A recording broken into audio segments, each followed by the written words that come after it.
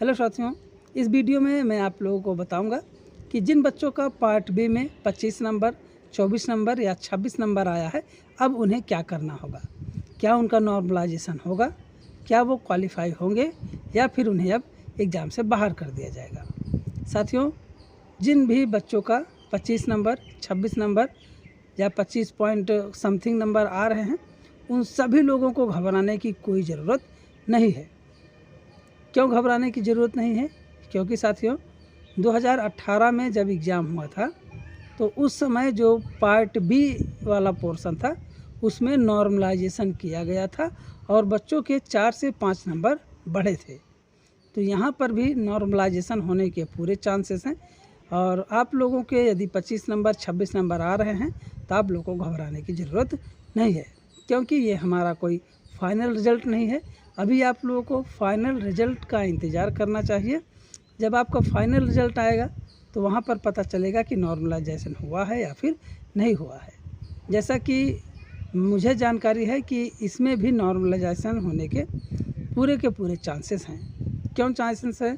क्योंकि यहाँ पर भी जो एग्ज़ाम हुआ है वो 4 शिफ्ट में हुआ है, 2 दिन में, और वहाँ पर अलग अलग डिविजन्स के बच्चे आए थे, जिसमें बहुत से बच्चों का पेपर इजी भी रहा, जिसमें से बहुत सारे बच्चे 42 नंबर लाए हैं, कोई 50 नंबर लाया है, कोई 60 नंबर लाया है। इस तरह से बहुत सारे बच्चे नंबर लाए हैं और कुछ जो शिफ्ट के क्वेश्चन पेपर थे वो थोड़ा हार्ड थे, जहाँ पर बच्चों ने 25 नंबर, 26 नंबर और 24 नंबर लाया है। तो निश्चित ही नॉर्मलाइजेशन होने के चांसेस हैं। क्यों? क्योंकि भाई जो हार्ड शिफ्ट था वहाँ पर बच्चे कम नंबर लाए हैं और जो इजी शिफ्ट था वहाँ पर बच्चे ज़्यादा नंबर लाए हैं। तो इसलिए नॉर्मलाइजेशन होना चाहिए। यदि आप लोग नॉर्मलाइजेशन के पक्ष में हैं तो कमेंट में ज़रूर बताइएगा। तभी बच्चों, जितना ज़्यादा से ज़्यादा कमेंट होगा उतना ही ज़्यादा प्रेशर बनेगा और नॉर्मलाइजेशन होने के चांसेस ज़्यादा हो जाएंगे।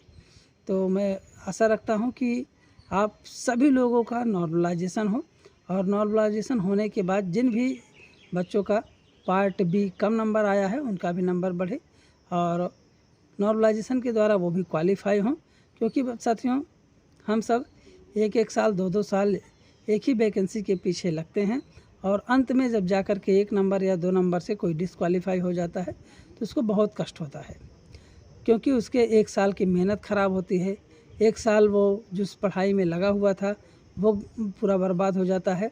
घर वालों के सपने टूट जाते हैं, बच्चे के सपने टूट जाते हैं और हम सब इतना परेशान होकर के दूर दूर एग्ज़ाम देने जाते हैं।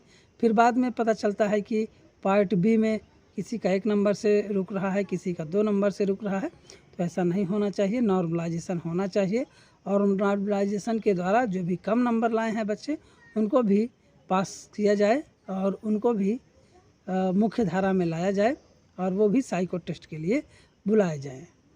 और आप लोग निश्चिंत रहिए, आशा है कि नॉर्मलाइजेशन होगा। 95% हम मान के चलेंगे कि नॉर्मलाइजेशन होगा और 5% हम मान के चलते हैं कि नॉर्मलाइजेशन नहीं होगा। अपने आप को आप लोग पॉजिटिव रखिए और अगर नॉर्मलाइजेशन नहीं होता है तब पर भी आप लोगों को घबराने की कोई ज़रूरत नहीं है। अभी हमारे सामने बहुत सारी वैकेंसीज़ हैं जिसमें हम अच्छी मेहनत करके अच्छे मार्क ला करके जॉब प्राप्त कर सकते हैं। साथियों, जो ALP का एग्ज़ाम है ये लेवल 2 का है, 1900 ग्रेड पे है और अभी हमारे सामने लेवल 5 की और लेवल 6 की बहुत सारे पोस्ट हैं। तो हम उसकी तैयारी करें और उसमें सिलेक्शन लेने की कोशिश करें।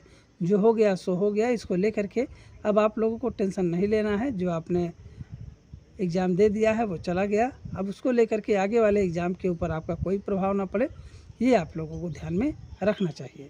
अगर आप इसी को लेकर के सोचते रहेंगे, बैठे रहेंगे, तो आगे जो आपके एग्ज़ाम हैं वो भी प्रभावित होंगे। तो आप लोगों को ये नहीं करना है, आप लोगों को तैयारी बनाए रखना है।